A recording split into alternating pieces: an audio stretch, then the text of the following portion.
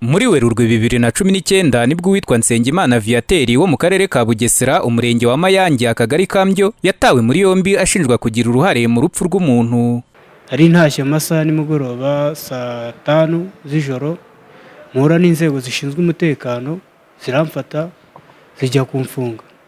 Zingejeje ku biro by'akagari nzibaje icyo nzira zimbwira ko nasuzuguye umuyobozi bambwira ko ngomba kurara mu kagari.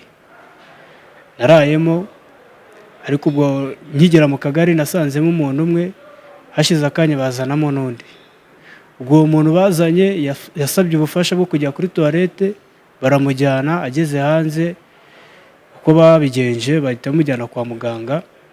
Twebwe niko twabyumvisha ko ntabwo tubizi kuko twari turi muri Mabuso. Mu gitondo bwarakeye batujyana umwe bamujyana kuri polisi barandikura ndataha.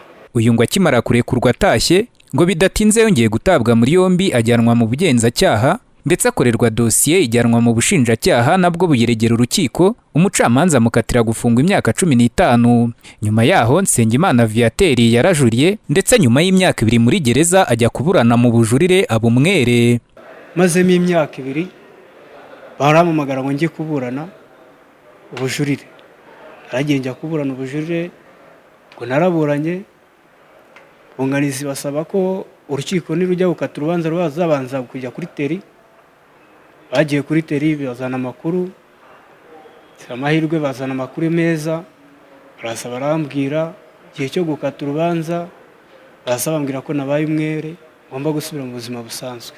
Maître Marie Louise Mukashema umunyamategeko wo mu ihuriro ry'abatanga ubufasha mu by'amategeko Legal Aid Forum uri mu bunganiye Nsengimana Viateur asanga mu Rwanda hakwiye kujyaho uburyo buhamye butuma abaturage ba mikoro make bakekwaho ibyaha babona abavoka b'ubuntu ngo kuko hari ubwo inkiko zibahamya ibyaha biturutse ku kuba biburaniye ntibashobore kwisobanura imbere y'umucamanza. Yarakurikiranyweho kuba ku rupfu rw'umuntu bari bafunganywe ahantu bari bafungiye, baza kuvuga yuko yabigizemo uruhare kubera ko ari we bari kumwe, ariko uwo muntu akaba yaramugezeho yari yakubitiwe ahandi hantu. Itegeko niba riteganya ko kuva mu nkiko zo hejuru uwo muntu yunganirwa, uwo hasi bagasa nk'abamwihoreye. Ni bya bindi by'uko amategeko arahari, navuga yuko hari n'ubushake bwiza bwo kugira ngo bigerweho, ariko hari ibikigomba kunozwa kugira ngo haboneka mikoro na wa wundi uri hasi uri mu nkiko zo hasi cyangwa uri kuri RIB cyangwa uri ku bushinjacyaha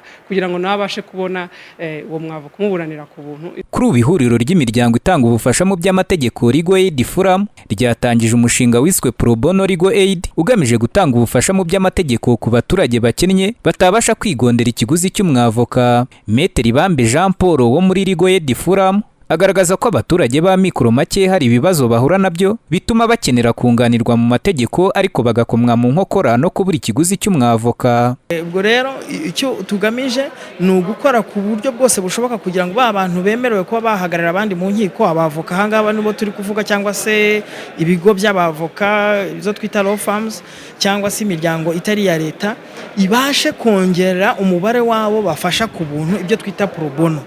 Mu bibazo dufite mu by'ukuri ibiza imbere cyane hari ibibazo bijyanye n'ihohotera rishingiye ku gitsina, byo bakura kubyita GBV. Dufite ikibazo cy'abana bashakisha base. Legal Aid Forum igaragaza ko mu Rwanda hari ikibazo cy'umubare muto wabunganira abantu mu nkiko, ari nabyo bituma ikiguzi cy'umwavoka kiri hejuru. Daniel Hakizimana, Flash TV.